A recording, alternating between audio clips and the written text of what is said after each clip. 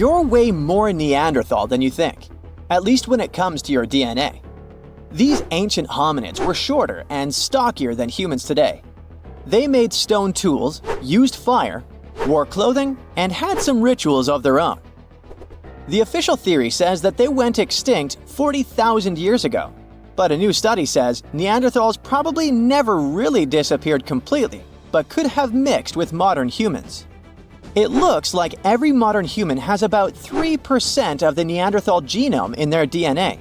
If it's accurate, it means Neanderthals were more connected with our ancestors than we previously thought, and shared a long history of living together.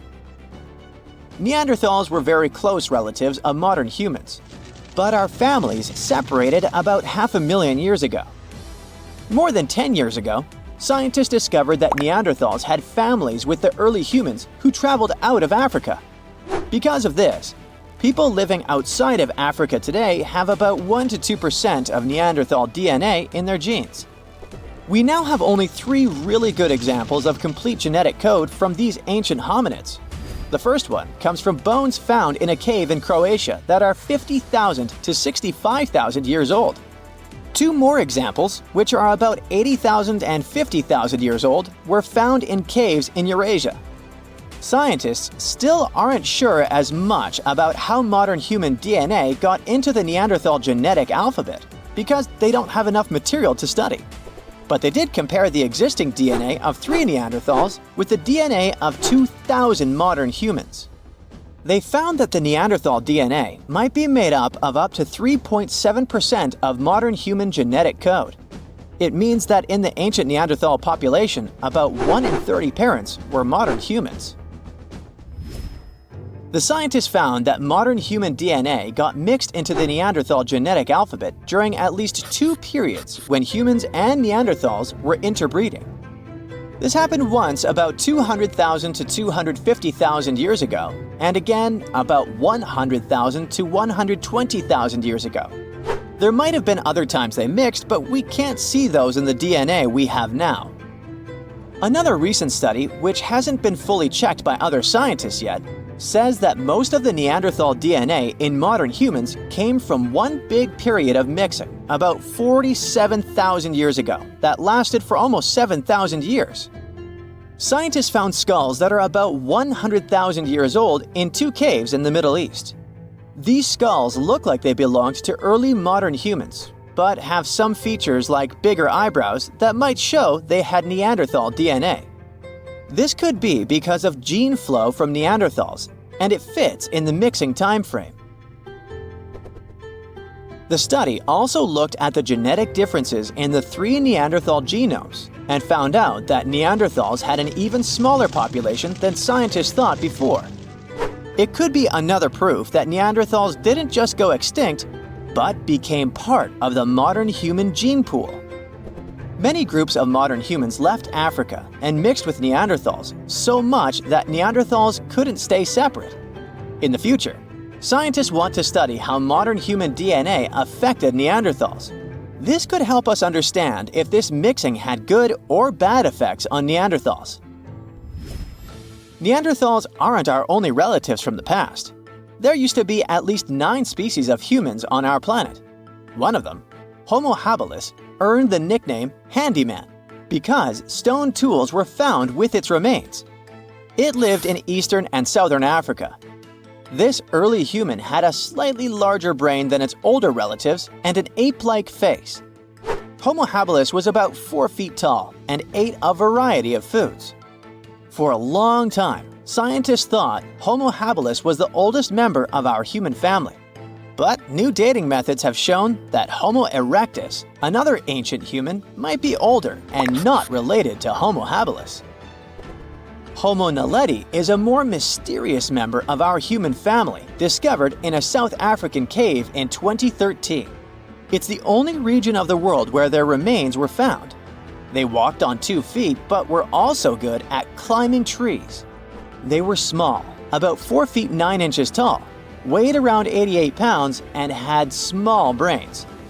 We don't know much about how they lived since we haven't found stone tools or other cultural evidence.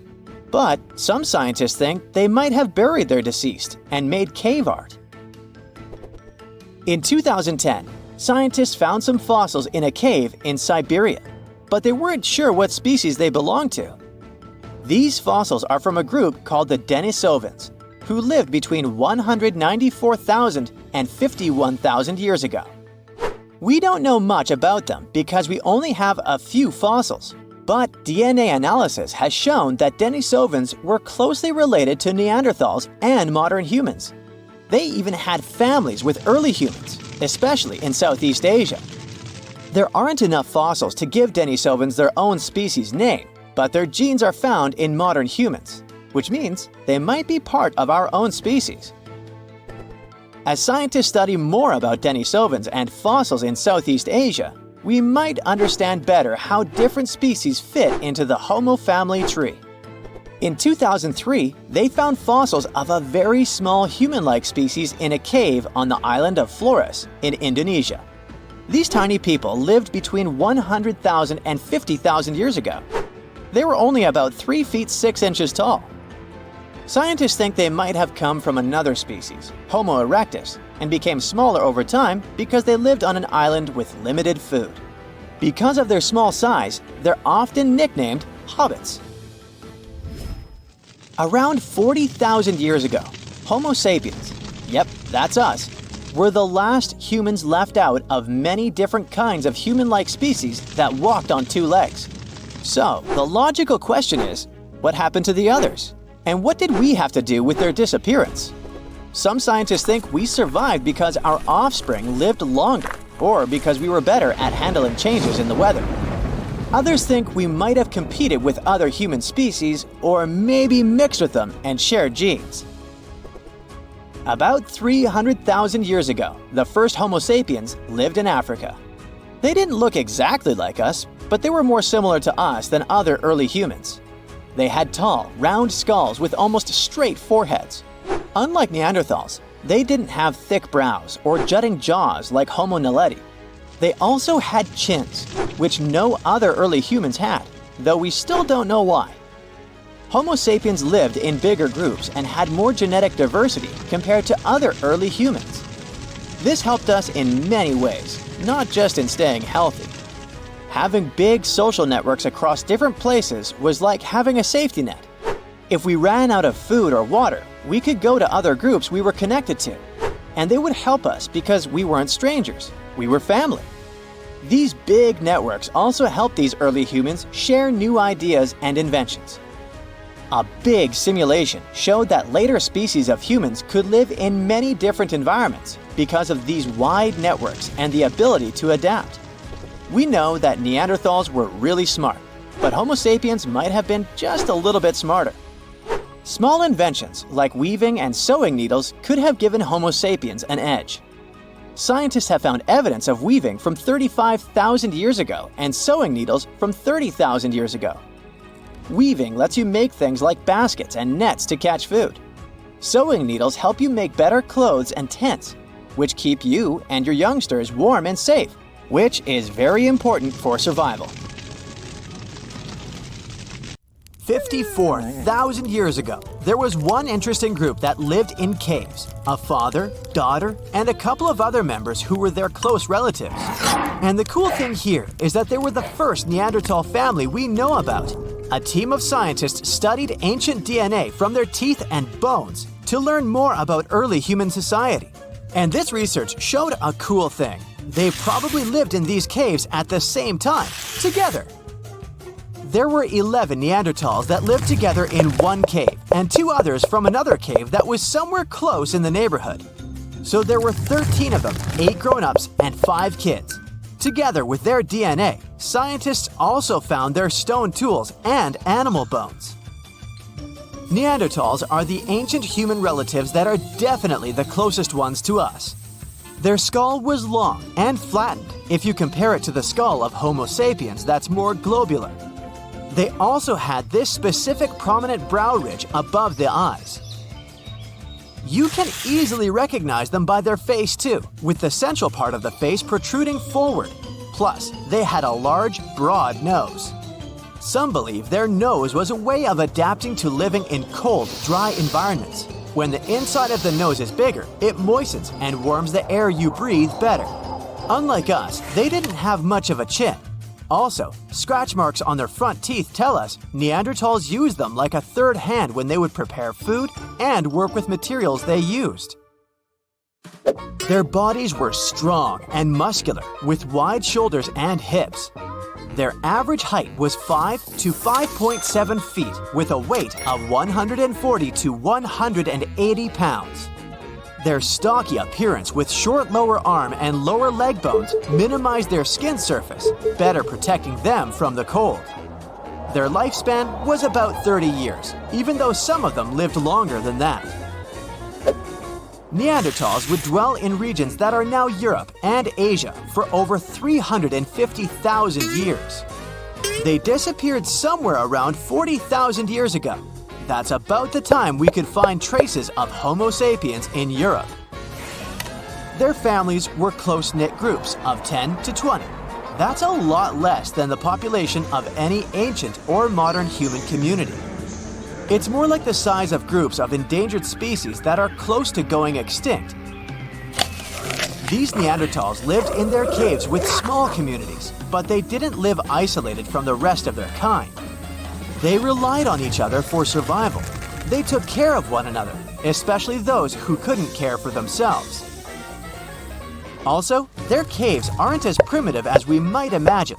For example, they had a hole close to hearths and they would probably use it to heat water.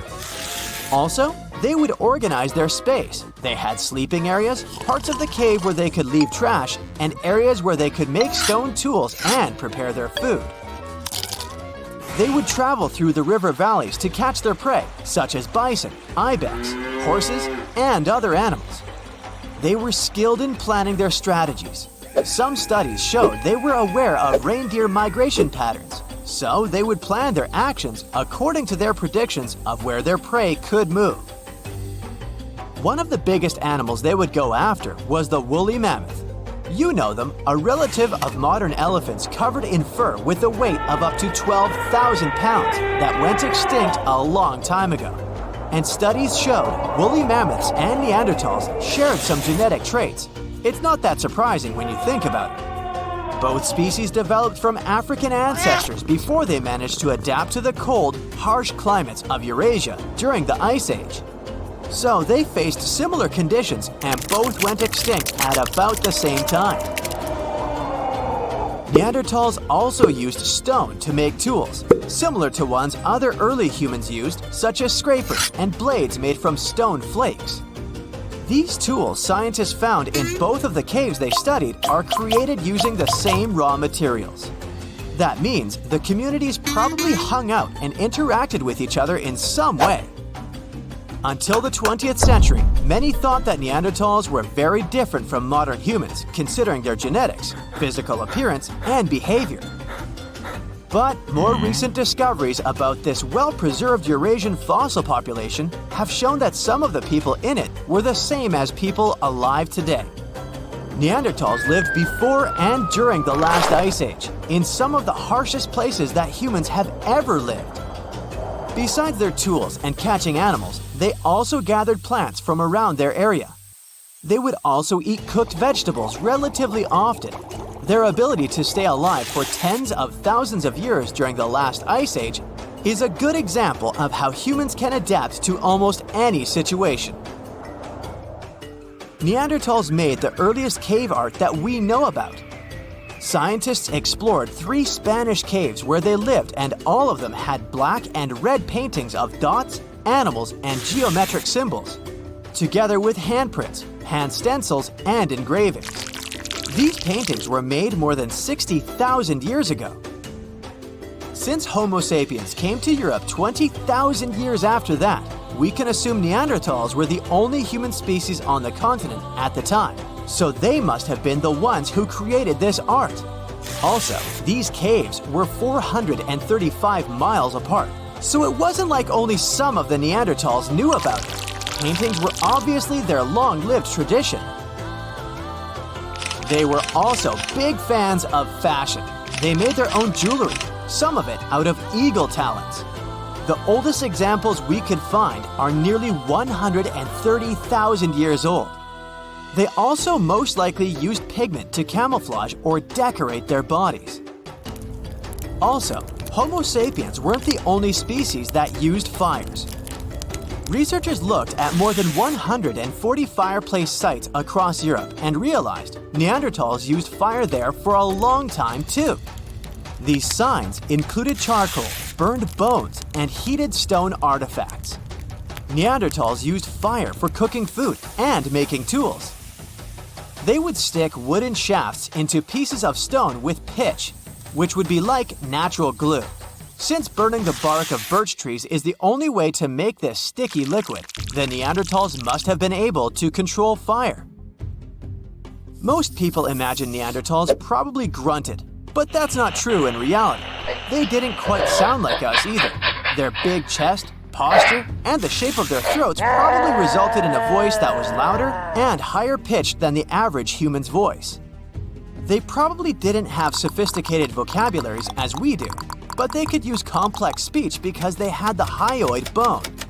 It's this little thing we have in our neck too, the one that supports the root of our tongue.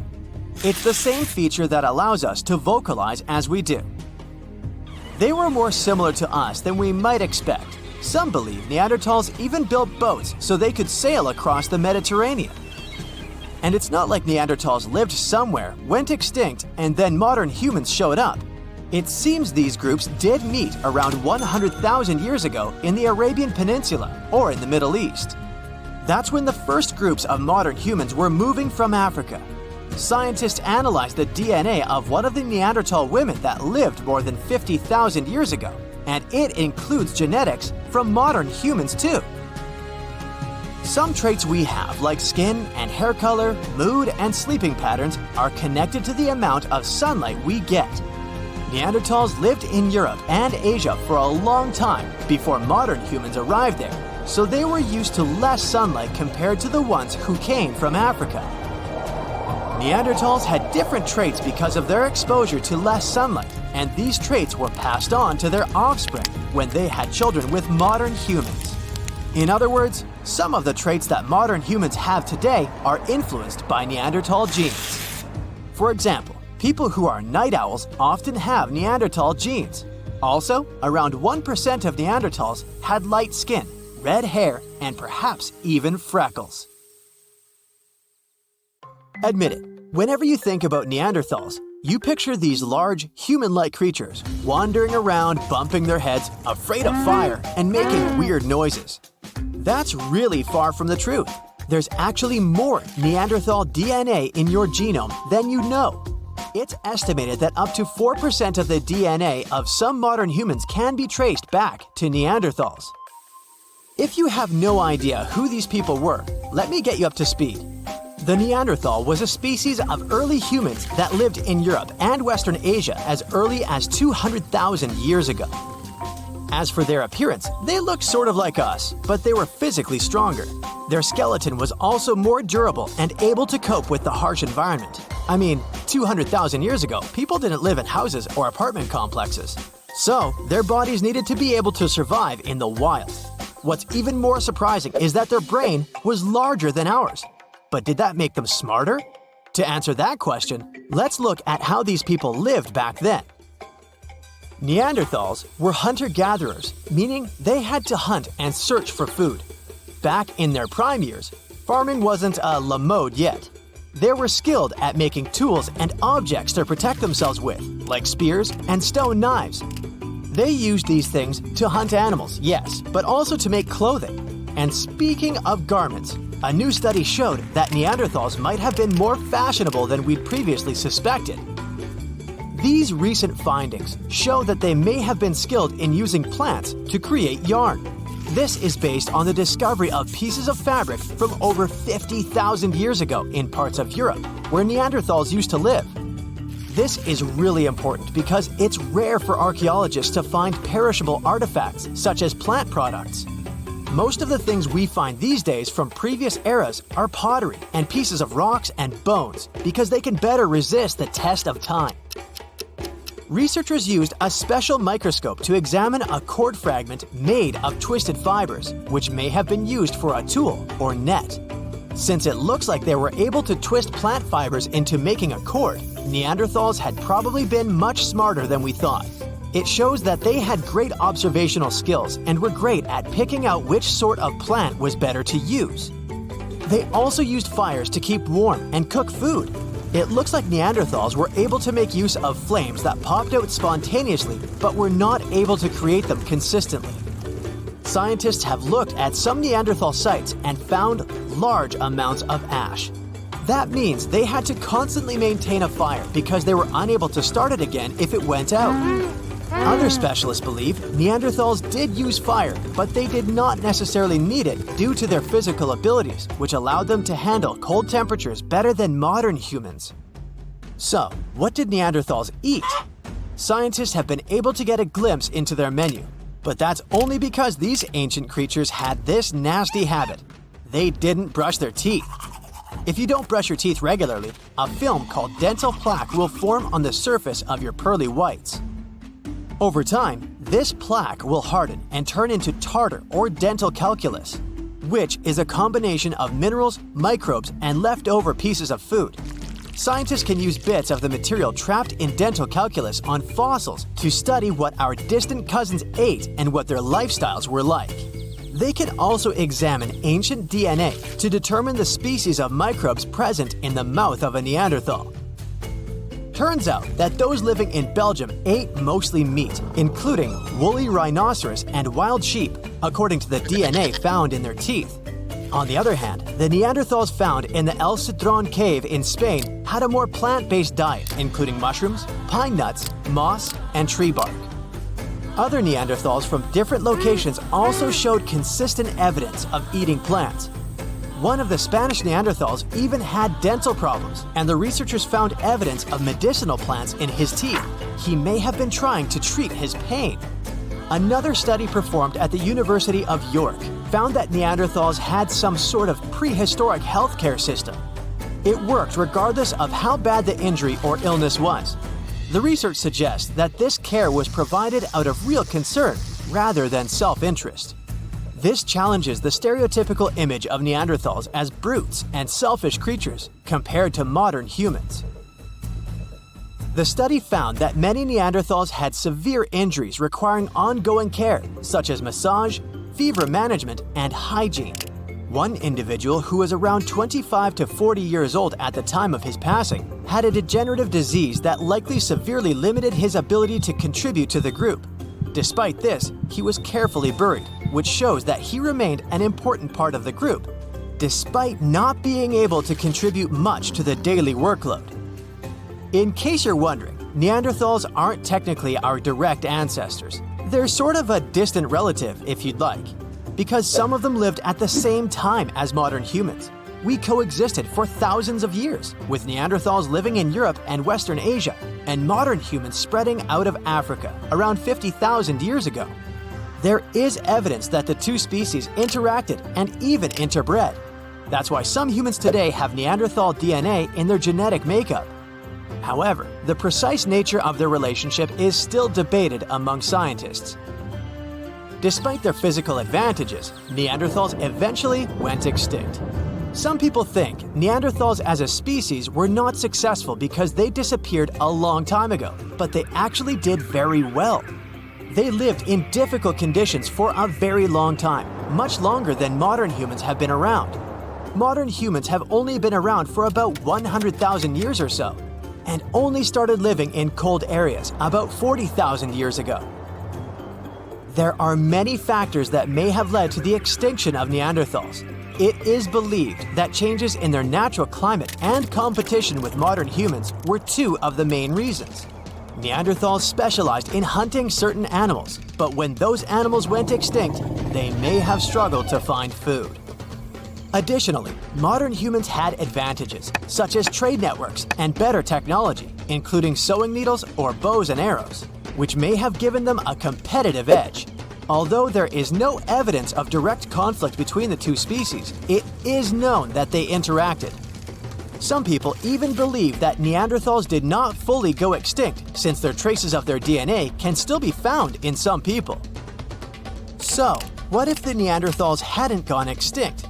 Charles Darwin pointed out that many of the unique traits of humans, like emotions, intelligence, language, and social behavior, can also be seen in some form in other animals. Our closest relatives, such as Homo erectus and Neanderthals, were also quite similar to us. However, Homo sapiens are the only surviving members of the hominin group, which includes around 20 known and potentially many more unknown species of humans and human-like apes. Even if the Neanderthals had survived, they would have probably integrated into society and evolved at the same time as modern humans did. One theory suggests that since they were outnumbered at one point by Homo sapiens, their traits would have eventually merged with ours. Those less advantageous, like their inability to produce fire, would have disappeared over generations. Other theories suggest that maybe they wouldn't have wanted anything to do with us. Looking at our differences rather than our similarities, maybe they would have developed their own communities, choosing to live separately from the modern world. Either way, it's hard to predict how a species that disappeared so many years ago would behave today. But what we do know is that you need to think twice next time you want to call someone acting weird a Neanderthal. Your DNA might make you the Neanderthal in the room.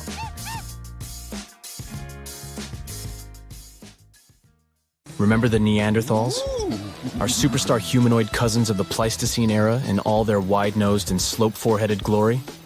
They roamed through Europe and Asia for over 350,000 years before they vanished. This was around the same time our ancestors, the Homo sapiens, decided to take a vacation from Africa and explore the world. We may never know what truly happened to the Neanderthals and why they didn't make it to the present times, but thanks to some hefty archaeological digging and impressive fossil finds, we now know a bit more about them. One theory for their disappearance is that the climate wasn't suitable for them anymore. Supporters of this idea think Mother Nature turned on the Neanderthals and sent them packing. Unfortunately, if we look at Neanderthal archaeological sites in Italy, for example, there are no signs of weather catastrophes that could have wiped out this entire species. Others believe there was a bit of resource competition between Neanderthals and humans. That's why specialists also dug around several other archaeological sites where Neanderthals and sapiens might have rubbed elbows for about 3,000 years. In this case, it does seem that the Neanderthals were a bit behind with their tools. Their technology was like flip phones in the age of VR. But who knows if these two species ever crossed paths in that particular region? The evidence is still fuzzy.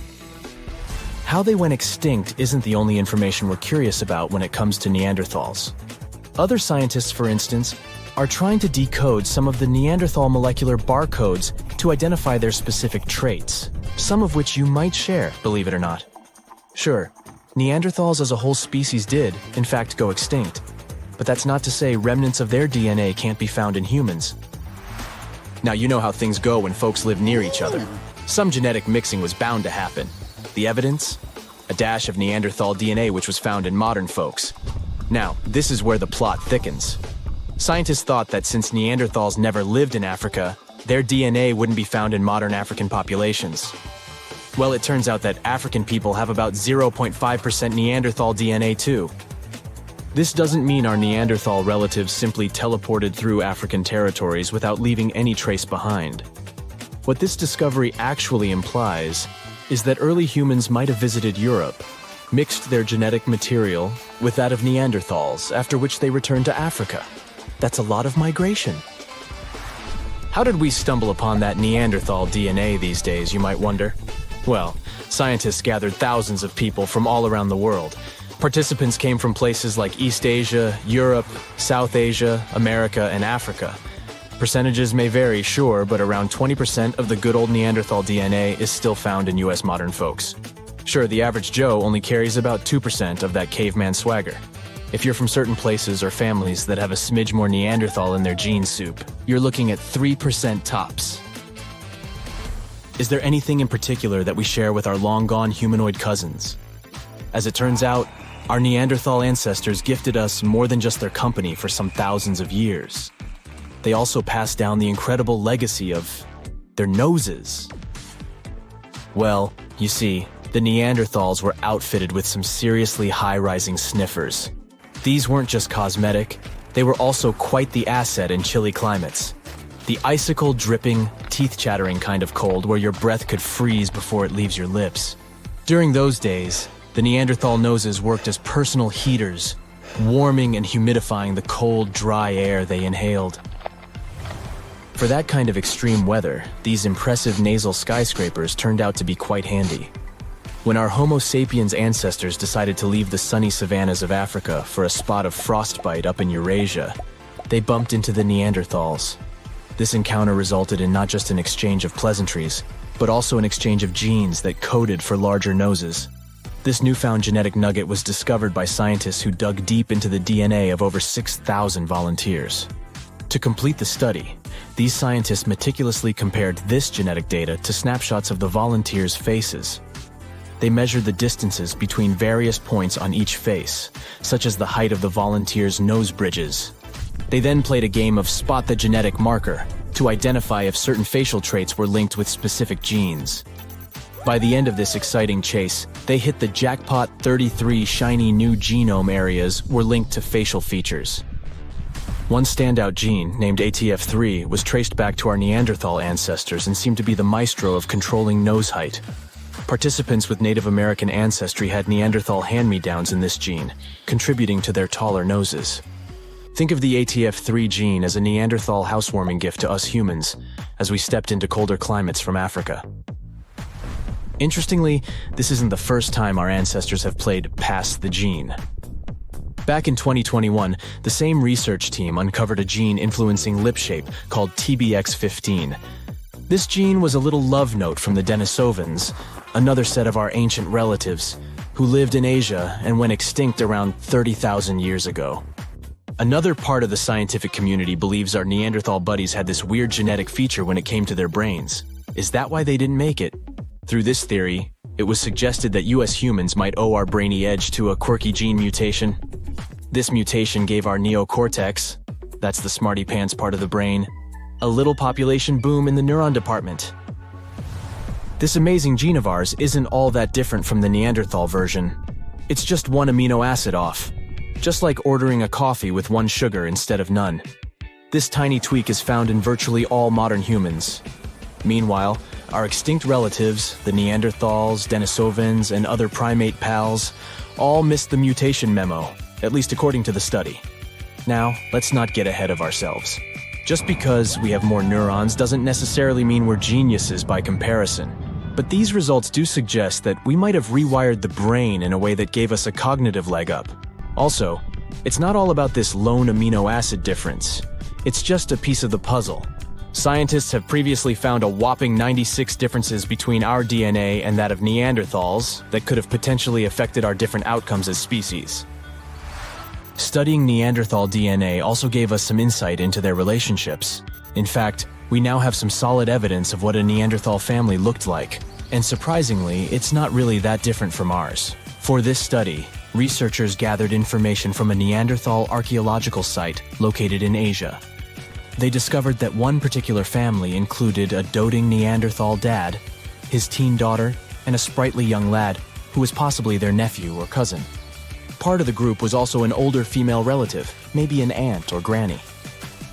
Now, our young damsel would eventually pack her bags, wave a teary goodbye, and leave her papa's home when she found Mr. Right. Had she been a boy like her young cousin, she would have been a happy homebody. But worry not, she wasn't stepping into a world of strangers. Her new community likely had some familiar, friendly faces. But how were scientists able to predict the ending of this story? By browsing through their gene pool, researchers were able to figure out that the Neanderthal social structure was patrilical. What this means is that most female Neanderthals left their homes when choosing a partner and started a new life with another family. The same research shows that our cave-dwelling clans likely weren't living in isolation either.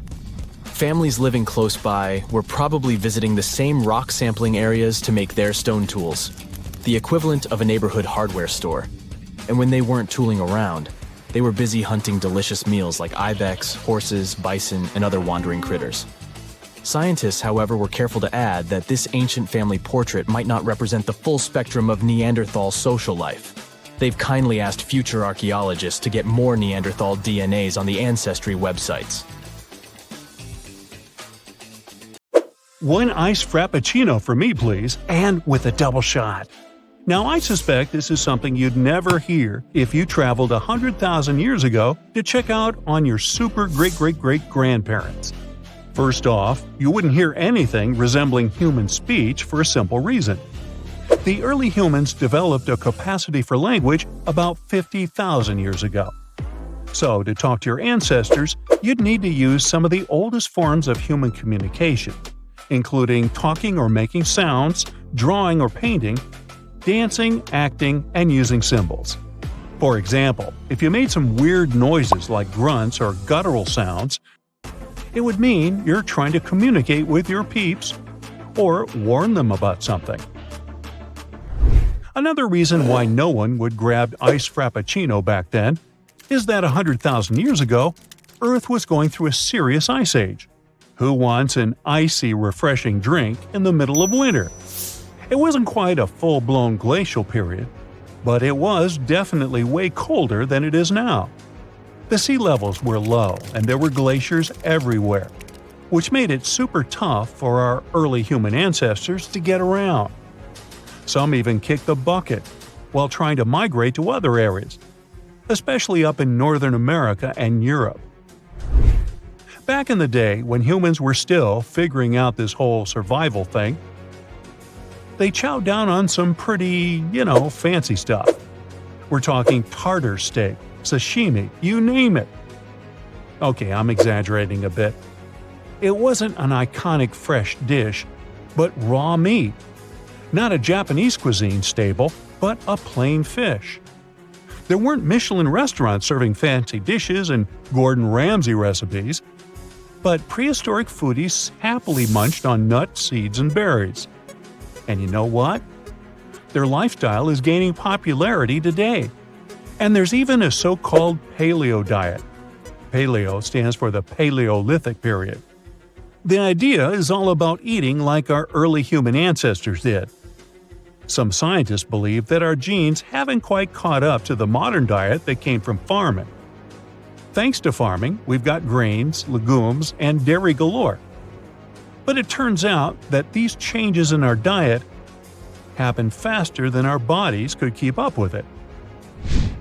100,000 years ago, humans roaming around were basically just like us in terms of looks and DNA, but their houses were far from being modern. Actually, those were just caves. They couldn't even buy a mere bed in IKEA. Scientists in South Africa just discovered what they're calling the world's oldest bed.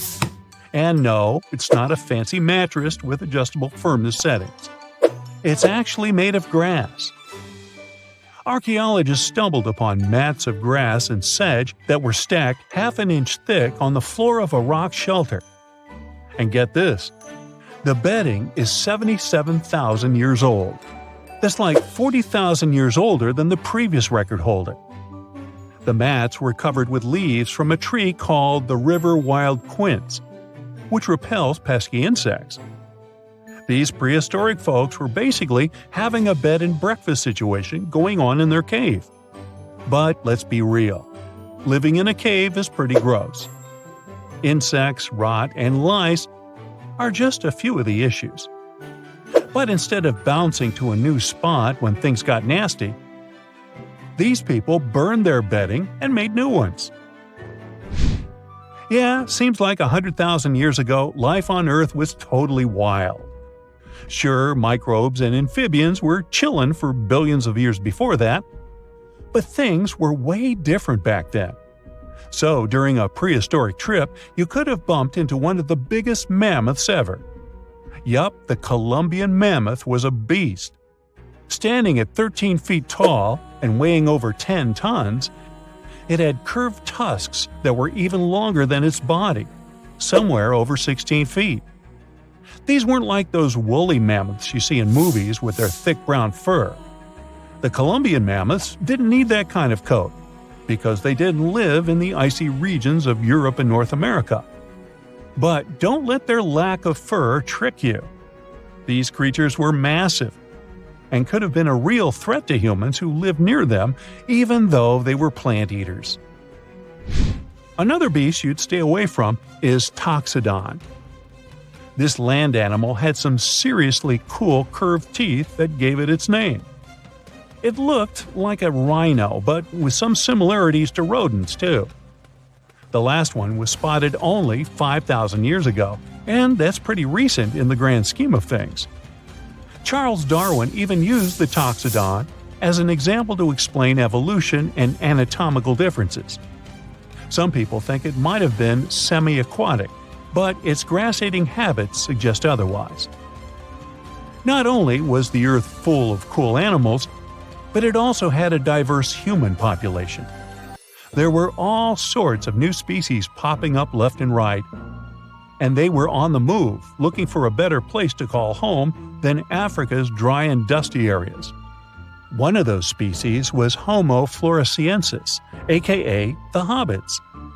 These little guys were only about 3 feet tall and hunted for their food using stone tools.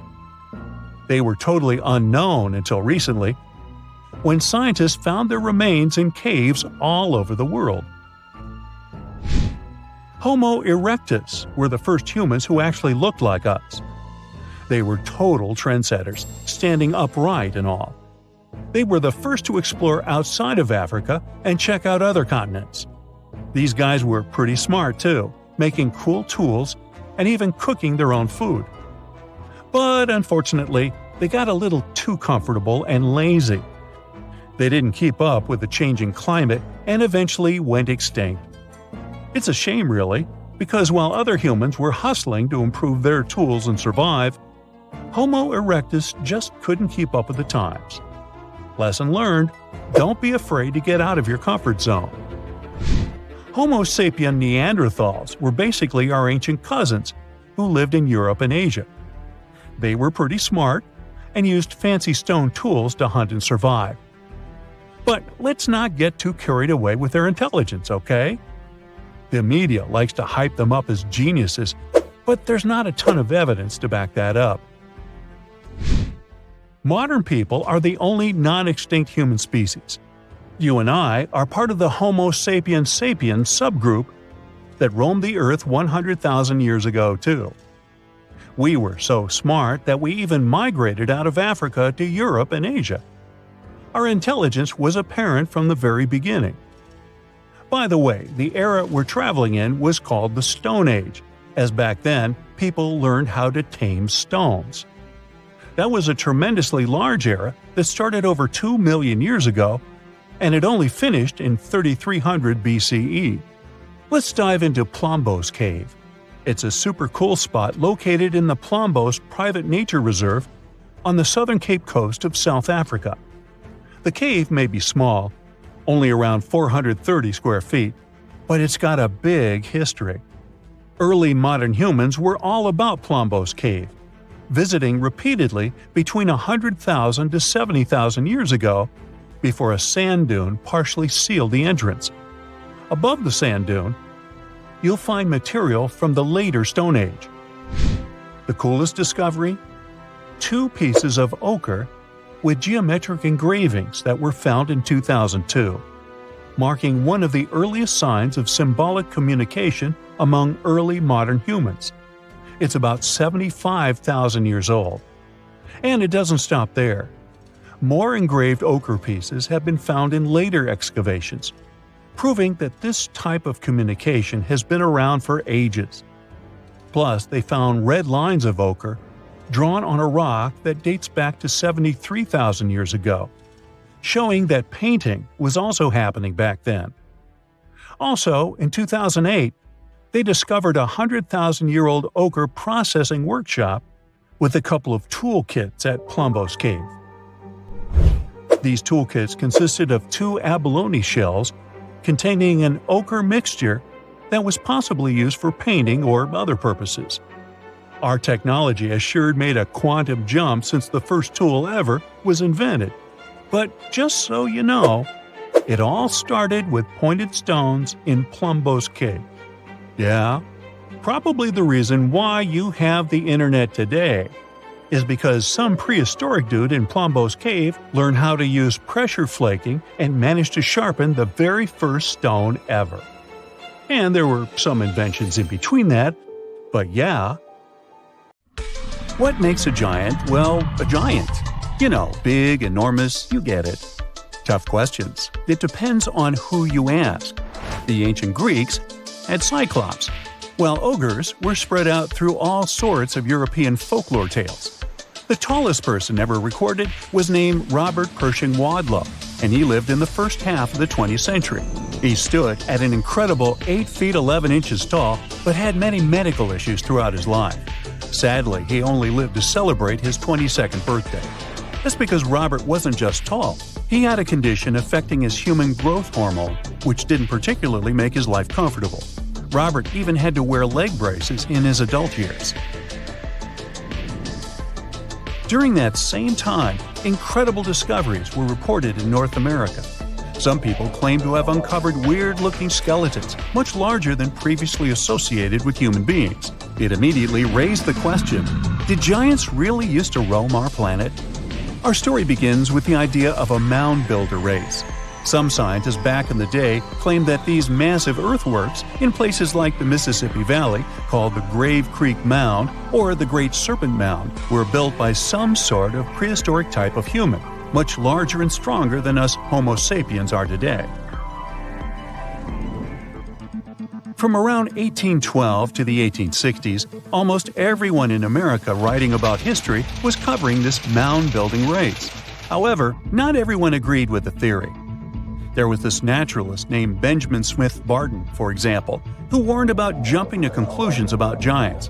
He believed that just because people discovered some big bones, they shouldn't immediately think of giants. But people didn't listen. Really? They simply wanted to believe about huge human-like creatures, despite not having any real scientific evidence. Newspapers were filled with these giant stories. They described finding giant skeletons, even featuring weird body parts. Con artists took advantage of the whole frenzy, with some putting together skeletons out of wood and rawhide and touring them as proof of the long-lost race of giants. Eventually, in the 1930s, an anthropologist from the Smithsonian took it upon himself to debunk the whole mystery. And his conclusions were straightforward. All those giant skeletons that were supposedly uncovered were either hoaxes or simply animal bones that were wrongly identified as belonging to humans. He also said that those who claimed to have discovered ancient giant remains were just not that good with human anatomy. You would think that's how the story ended. Well, it didn't. You see, people became so convinced that giants existed that they simply could not let go. Sound familiar? Because the Smithsonian was investigating these claims, some people started thinking they were up to something shady. They cooked up this theory that the Smithsonian scientists were secretly getting rid of giant bones to hide the truth about giants. This whole story survived through the years and made it all the way to 2014. Is when this internet article said that the Smithsonian used to have tons of giant skeletons but destroyed them back in the early 1900s. And the drama continued. A famed publication even looked into the past of some of those Smithsonian scholars to try and pick apart their credibility. So the Institute had to do some damage control.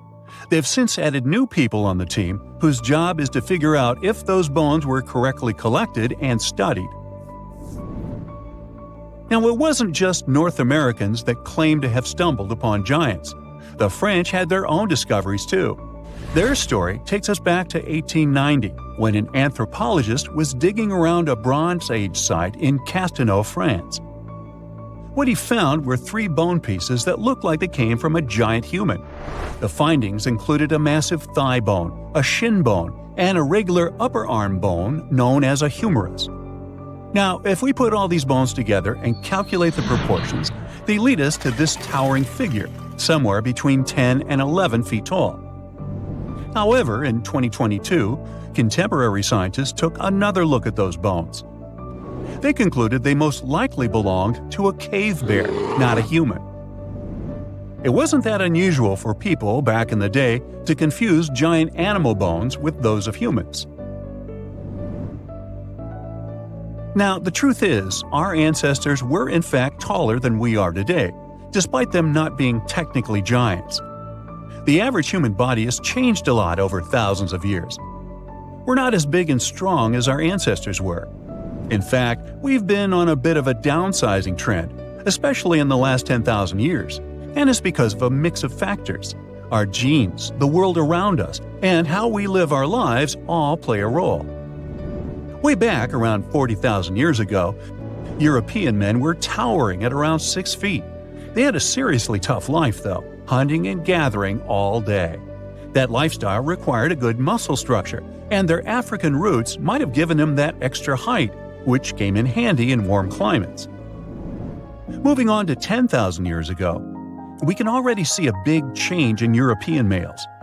They went down to 5 feet 4 inches on average. What happened was the climate was shifting, and people were increasingly relying on agriculture to provide for their families. It wasn't all sunshine and comfort, though. Sometimes failed crops and a not-so-diverse food meant a pretty unhealthy diet. Plus, being around farm animals more and more introduced some new medical issues to the mix. We're now around 600 years ago when the shortness continued. And yes, we can still blame it on poor diet and health. However, there seems to be a change in recent years. Today, European males are reaching an average of 5 feet 9 inches. And sure, the fact that we're eating more veggies and getting regular checkups at the doctor did help a lot. But it's also because of industrialization and living in cities. This has brought people from different backgrounds together, which is a good thing. It decreases the chances of human passing on genes that could cause problems. So, it's a combination of better living and genetics that's making us taller. We shouldn't give up on ancient giants quite yet, though. You see, experts believe they recently discovered the remains of such a person who supposedly lived in ancient Egypt. Sometimes people can actually grow to large sizes due to a condition called gigantism, the same that made Robert Pershing Wadlow grow to such an impressive height. When some archaeologists were studying ancient Egyptian mummies, they came upon an interesting skeleton. What made it special was that they believed it might have belonged to a pharaoh, who would have been really tall, like 6 feet 6 inches tall.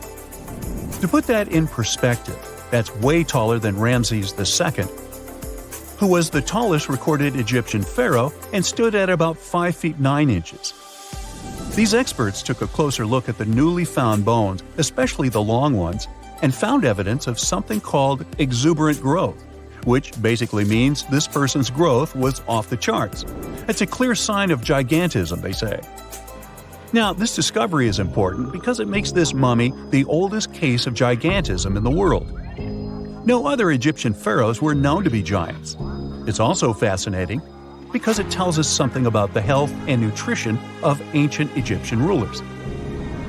See, those pharaohs were probably better fed and healthier than regular people, which might explain why they could grow taller than the average person. Now, you might be wondering if being a giant had any drawbacks back then. Well, it's hard to say. I wasn't around then. Still, during those early dynasties in Egypt, they seemed to prefer shorter people, especially in royal service. There are a lot of ancient Egyptian stories featuring short-statured leaders and even higher spirits that locals looked up to. The reason why is still a mystery that we might never fully solve. But since this mummy was found in an elite tomb, it's possible that being a giant didn't have a social stigma attached to it at the time. Maybe he was, in fact, seen as special. In a frosty Canadian park, hidden deep beneath layers of thick ice, scientists discovered a bizarre skeleton they named the Frozen Dragon. The skeleton had been in the frozen ice for millions of years. It took experts decades to work out the species of this strange fossil. It was identified as a new genus of pterosaur. Pterosaurs were massive flying reptiles with wingspans of over 16 feet. Their heads were 3.5 times the size of their bodies. Pterosaurs lived 76 million years ago when they soared above the dinosaurs. Scientists described them as the biggest, meanest, and most bizarre animals that ever flew. The new genus has been named Cryodragon boreas, which translates to frozen dragon of the north winds. In 2013, a young mountaineer was climbing one of the tallest mountains in Western Europe, Mont Blanc. He noticed a strange metal box poking out of the snow. The mountaineer pried the box open and found that it was filled with precious rubies, emeralds, and sapphires. The climber immediately handed the box to the authorities. It was discovered that the box likely belonged to a passenger on one of 2 flights from India that crashed into the mountain over 50 years ago. The box was valued to be worth over $200,000, and authorities are still searching for the heir to the small box of treasures. In northwest Siberia in 2007, a reindeer herder was on an outing with his sons when he noticed something strange in the ice. The man realized it was a frozen mammoth calf and immediately contacted the local museum. The calf was named Luba and was the best preserved mammoth mummy in the world at the time of its discovery. Luba had been in the ice for 41,800 years and is around 30 to 35 days old. From trunk to tail, the mammoth calf is roughly the same size as a large calf. If you're interested in seeing for yourself, Luba travels to museums all around the world. On the frozen continent of Antarctica, covered in layers of ice and snow, is Mount Erebus, the frozen volcano. The volcano was discovered in the middle of an eruption in 1841 by explorers on an Arctic expedition. The volcano is over 12,000 feet tall and has been active for the last 1.3 million years. Deep within the middle of the volcano is a huge crater filled with large volumes of molten lava. The volcano has occasional explosions, which means it's classified as being in continuing eruption. However, these eruptions are nothing to worry about because they're generally rather small. Back in 1991, 2 hikers were traveling across the Italian Alps when they stumbled across a body that they presumed to belong to a recently lost hiker. The duo trudged back down the mountain to report their unfortunate findings. Once the remains were recovered, it was clear that the body was not recent at all. Scientists determined that the Iceman was more than 5,000 years old and named him Otzi. The discovery was unlike anything scientists had ever before seen because the body was so well preserved. For years, Otzi was studied by scientists who discovered that our ancestors have a lot more in common with us than we ever knew before. Otzi was covered in ink body art.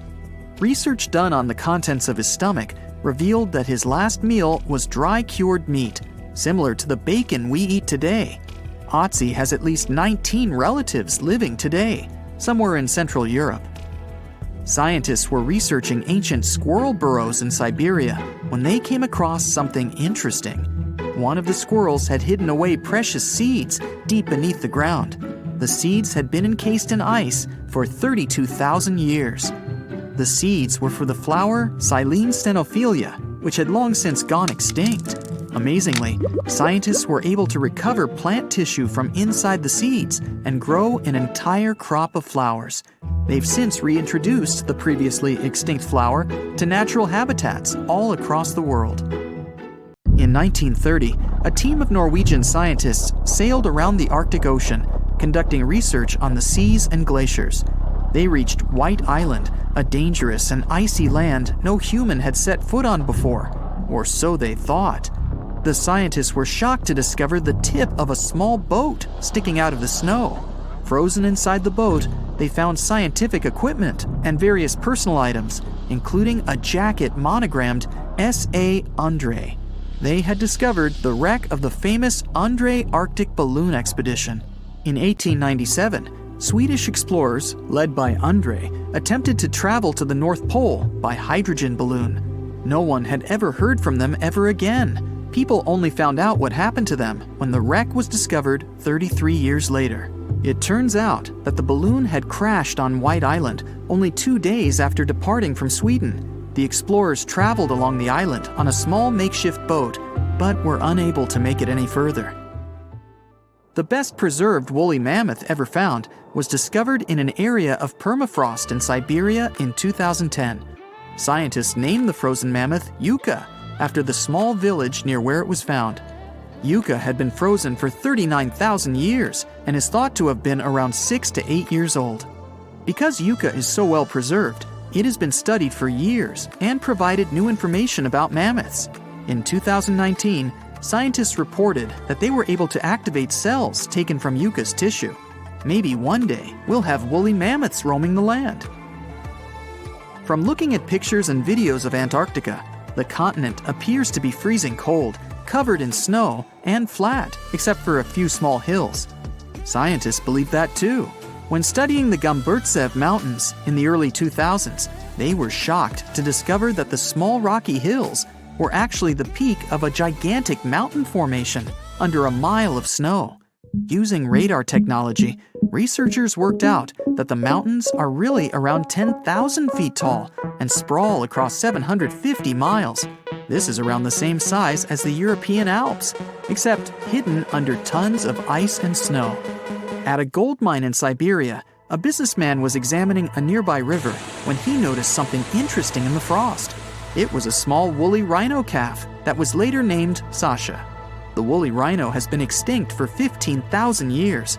It's thought that Sasha could have been frozen in the ice for up to 39,000 years.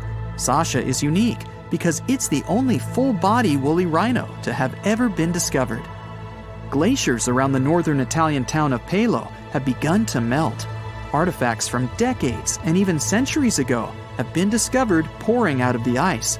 Personal belongings from soldiers have been found, things like diaries, photographs, and even love letters. Historians have even uncovered an entire cabin preserved beneath the ice. The cabin was filled with hard metal helmets and clothes. In 1845, Sir John Franklin embarked on an ill-fated expedition to the North Pole. The crew traveled on 2 ships, HMS Erebus and the ironically named HMS Terror. The expedition met with disaster, and both ships were lost to the icy waters. In 2016, the HMS Terror was discovered by a team of researchers. Despite being lost for 170 years, the freezing cold waters had maintained the ship in pristine condition. Scientists described the ship as frozen in time. Dinner plates and glasses were still on shelves, beds and desks were still in order, and even the passengers' luggage appeared to be in good condition. The HMS Erebus was also discovered nearby, but due to changing water conditions, the ship wasn't in great shape. The glacial ice surrounding a mountain passageway in Norway that was notoriously used by the Vikings has revealed hundreds of ancient artifacts. One of these artifacts was a giant unopened wooden box that was welded together. Researchers were beside themselves with anticipation, waiting to open this box. They believed it would be filled with Viking treasures or artifacts that would give us an insight into ancient society. When they opened the box, all that was inside was a plain old beeswax candle. It turns out that this box wasn't actually as old as they thought it was. By analyzing the candle, they discovered that the box dates back to the 17th century. The age of the Vikings had ended by the 11th century. It's likely that the candle box belonged to a farmer who was shipping it from his summer farm to his winter farm to light up the long nights. The profession of a travel blogger is far more ancient than you can imagine. Yeah, the first ones appeared around 2,500 years ago. Meet Herodotus, historian, travel blogger, genius, billionaire, philanthropist. Just kidding. Herodotus had been all over the place, and by the time he hit 60, he had seen more spots than anyone else on Earth. As Instagram wasn't around yet, he had to whip out his papyrus and wrote what we now know as the first ever travel guide, The Histories. In his book, he spilled the tea on people, places, animals, and plants. He was particularly fond of Egypt. By the way, most of the stuff Herodotus described is still there, so his guide is not that outdated even today. If you're ever in Egypt, you can actually check out the same monuments and sites Herodotus saw. One spot that Herodotus cruised to was Lake Moeris down the Nile. This place was legit, a freshwater lake that got its water straight from the Nile. There was this city called Crocodipolis chilling on its shores. Yep, there were a lot of crocodiles there. That city is also still around today, just under a different name, Fayum. Right in the middle of Lake Moeris, there were two giant pyramids that took Herodotus' breath away. Here comes the mystery. At the moment, these two pyramids are gone. Seems like, according to the travel guide, we're missing two Egyptian pyramids. Herodotus claimed Lake Moeris was man-made, like someone dug it up with their bare hands. He thought so because there were two pyramids smack dab in the middle of the lake. But let's face it, it would have been physically impossible to build something like that in a natural lake. I mean, the ancient Egyptians were pretty advanced, but they definitely didn't have scuba divers and all the essential equipment back then. The pyramids were 50 fathoms above the surface and another 50 fathoms below. Just to give you an idea, 1 fathom equals 6 feet, so those pyramids were around 600 feet tall. That's taller than the famous Pyramid of Giza. And while the Pyramid of Giza has a modest little capstone, these twin pyramids had statues of pharaohs chilling on top. That's why you've never heard of them, and there are only a couple of drawings depicting them. So what happened? Well, time is ruthless. Take the Great Labyrinth Herodotus mentioned, for example. Nowadays, it's just a pile of rubble and cobwebs. Even the once magnificent Lake Moeris has changed. The water there has turned salty, and now it's just a fraction of its original size. Sure, change is inevitable, but you would think pyramids would stand strong against the test of time, right? Their unique designs make them super durable. So where are these pyramids now? Well, chances are they never actually existed. We all know that some travel bloggers tend to exaggerate, right? Herodotus was no exception. While some people call him the father of history, others call him the father of lies. Ouch! Yeah, his books have false or unverified information sometimes. For example, he totally blew up the size of the Pyramid of Giza in his guidebook. He doubled its size. But hey, cut the guy some slack. In the pre-Google era when our travel blogger lived, fact-checking was pretty complicated, especially for Herodotus, who couldn't even read those funky Egyptian hieroglyphics. He had to rely on the locals for info. Those inconsistencies in Herodotus' book might be just one epic prank pulled by mischievous locals on a clueless tourist. Classic. However, there are actually some legit monuments at the site. The pedestals of Baiamu are the leftover bases of two ginormous statues built by the ancient Egyptian pharaoh Amenemhat III. These ruins used to grace the shores of Lake Moeris, but now they chill in the Fayum Oasis, about 4 miles north of Fayum City. The first time these statues were mentioned was by, you guessed it right, the Greek historian Herodotus, who was around in the 5th century BCE. Remember the description? Herodotus said there were two pyramids that soared 50 fathoms above the water surface, and each pyramid had a massive statue sitting on the throne at the top. We have the statues, but not the pyramids. Weird, right? There's an explanation, though. Some scientists believe that Herodotus probably wrote about these statues during a time when the area was flooded. But hey, it's not just Herodotus who spun this tale. Diodorus the Sicilian and Pliny the Elder also jumped on the bandwagon, repeating similar claims about these colossal statues. However, let's not forget that Herodotus might have been a bit lazy. He never actually got up close and personal with the statues. He just saw them from across the lake. So picture this. Hazy silhouettes in the distance, and Herodotus' imagination running wild with their grandeur. The description matches, except for the height. While Lake Moeris pyramids seem to be a myth debunked, there's another mystery waiting to be unveiled. Some time ago, archaeology researcher Angela Mickle dropped a crazy discovery. She claimed to have found not one, but two lost pyramid sites in Egypt. The craziest part is that she didn't even have to leave her couch to find them. She basically found those pyramids online. After spending 10 years studying Google Earth, Angela managed to pinpoint these two areas along the Nile Basin. They're about 90 miles apart, and both have some funky-shaped mounds. The first one is chilling by the Nile in Upper Egypt, just 12 miles away from Abu Sidoum. The second one, 90 miles north, has a 140 feet wide four-sided shape. The second site even has a massive triangular plateau that's a staggering 620 feet wide. Angela wrote on Google Earth Anomalies back in 2012, saying that the mound looked super flat on top and had a crazy symmetrical triangular shape that had been worn away over time. And the second site? It got this square center that's totally out of the ordinary for a mound this size. It almost looks like a pyramid when you see it from above. But not everyone is convinced. Some Egyptologists say these mounds are just geological features called buttes. Apparently, they're pretty common in the local Fayum Desert. These buttes form when sediment piles up and there's a stubborn layer that doesn't want to erode.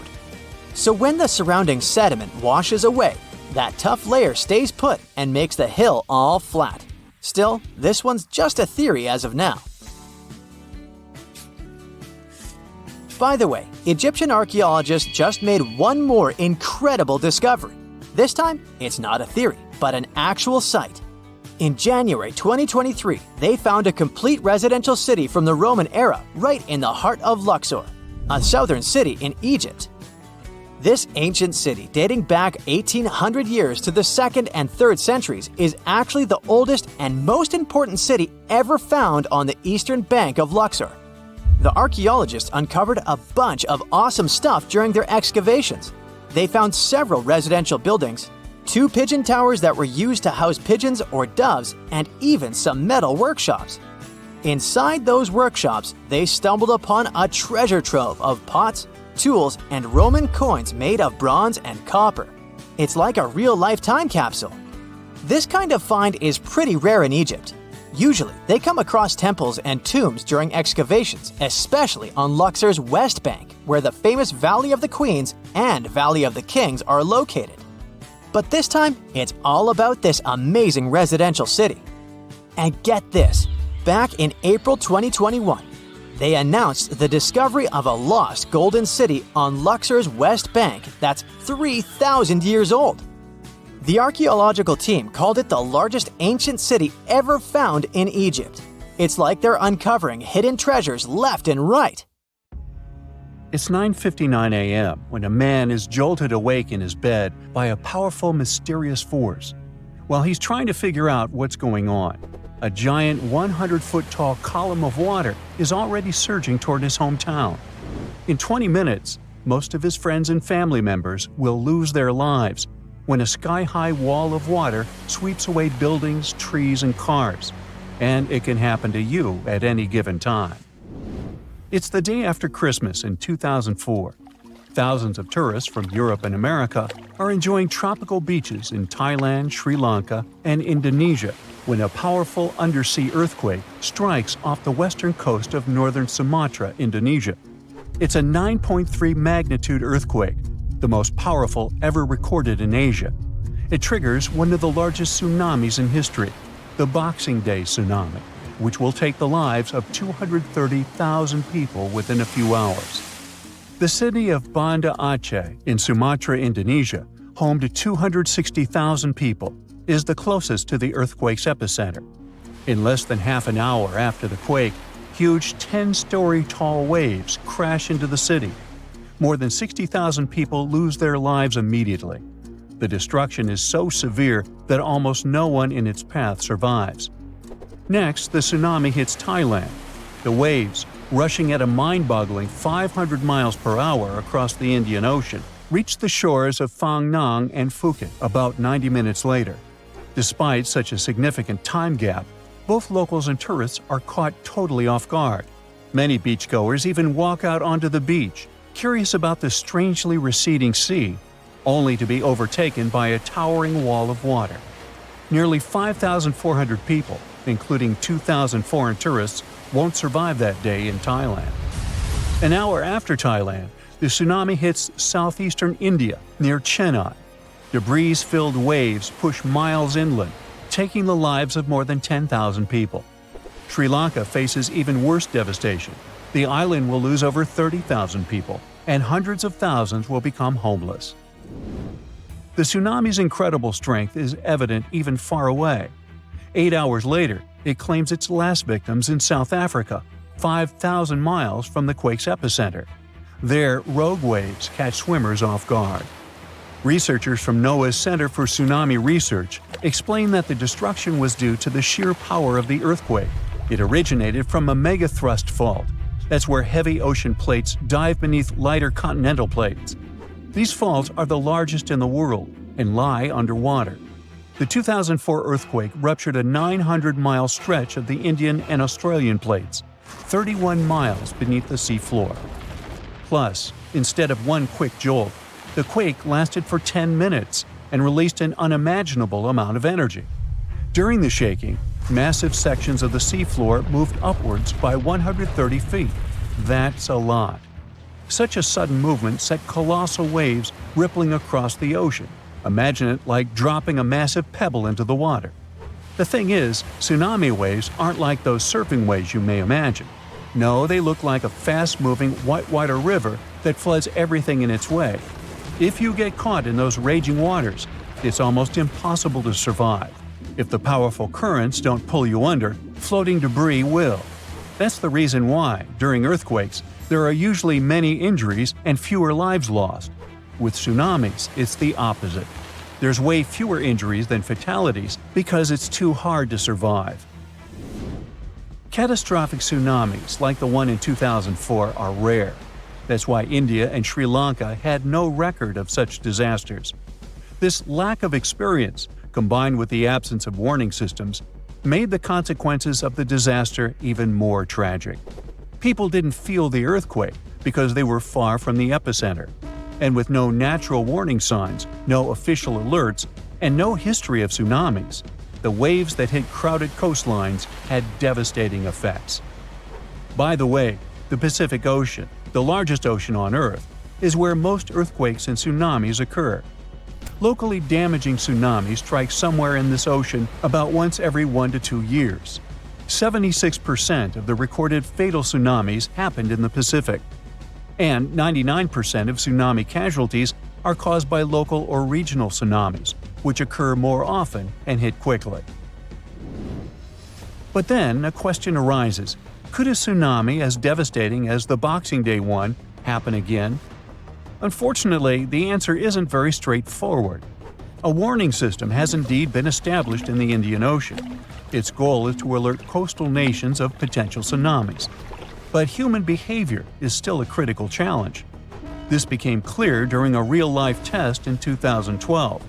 That's when many residents of Banda Aceh, Indonesia, simply ignored evacuation towers after a tsunami warning. People never seem to learn, huh? The Indian Ocean Warning Network uses undersea pressure sensors placed near tectonic plate fault lines. These sensors detect any changes and transmit data to surface buoys, which then send it via satellite to control centers on land. Authorities analyze the information and decide whether to issue warnings and evacuate at-risk areas. Aceh, located on one of the world's most active fault lines, implemented additional safeguards. They installed sirens in coastal cities, and people get alerts on their cell phones. Plus, there are evacuation towers, reinforced concrete structures capable of holding 500 people. They are special safe zones. Authorities did test how well prepared people were. In 2009, 18 Indian Ocean countries participated in an evacuation drill, simulating a large earthquake. Thousands of coastal communities took part in this drill, and officials concluded that the exercise had been a success. Fast forward to the system's first real test in April 2012. An 8.6 magnitude undersea earthquake west of Aceh triggered tsunami warnings. And even though there were no significant waves, the whole situation revealed critical flaws. Many residents ignored evacuation towers, choosing instead to flee by car or motorbike. This led to citywide traffic jams, with people getting stranded in areas vulnerable to a potential tsunami. It was chaos. Some residents even went back to the beach to look for the signs of a tsunami, which is a life-threatening mistake. So apparently, there is still a lot of work to do when it comes to tsunami survival. But what you need to know by heart is the signs of an impending tsunami. First of all, it's severe ground shaking. Strong earthquakes near coastal areas can generate tsunamis. If you notice that water on the beach starts to recede at an alarming rate, exposing the ocean floor, reefs, and stranded fish, run. Then there might be unusual ocean sounds. Keep in mind that a loud roaring noise, resembling a train or jet engine, may accompany an approaching tsunami. If you notice any of these warning signs, do not wait for official evacuation orders. Leave low-lying coastal areas immediately and move to higher ground as fast as possible. If you're at home, make sure your family members know about the tsunami and follow official guidance. You should remember that locally generated tsunamis may strike within minutes. You have to act quickly. If it's a distant tsunami, you may have more time to evacuate. If you don't have an opportunity to move inland, hide in high reinforced concrete buildings. Avoid staying in small buildings or homes in low-lying areas. If you're on a boat, stay offshore. Tsunami activity isn't as dangerous in deep water, so avoid returning to port during a tsunami warning. If you're already in port, check with harbor authorities for guidance. If it's possible to move to deep water, do it in an orderly manner. It may be safer for small boat owners to leave their vessel and move to higher ground. And always, prioritize moving to higher ground over saving your belongings. If you live in a coastal area, you can take some measures to protect your property in advance. Since most tsunami waves are under 10 feet, you may consider elevating your house. It can reduce damage. You can also consult an engineer to assess and reinforce your home. And finally, don't forget to protect outbuildings too, and create fences that will allow animals to reach higher ground.